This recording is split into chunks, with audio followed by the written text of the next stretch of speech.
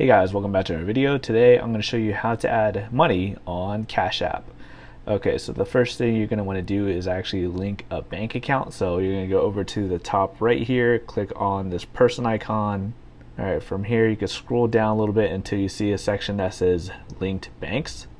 Okay, as you can see, I already have a bank account linked to my Cash App, but you could also link a debit card here. So click on link a debit card and you could just add a bank account using your debit card. Just enter in your debit card number, month, year, 3-digit code, zip code, and click on link card. Okay, so after you've linked a bank account to your Cash App, you're going to go down to the very bottom left here. You'll probably see a $ followed by a 0. As you can see, I have an account balance of $14 here, so I'm going to click on 14, but you'll probably click on a $0 balance.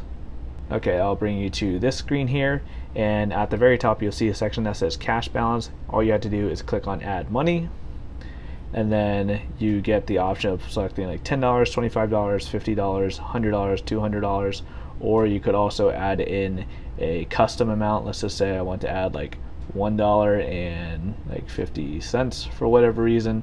So I just type that in, and down here click on add that amount,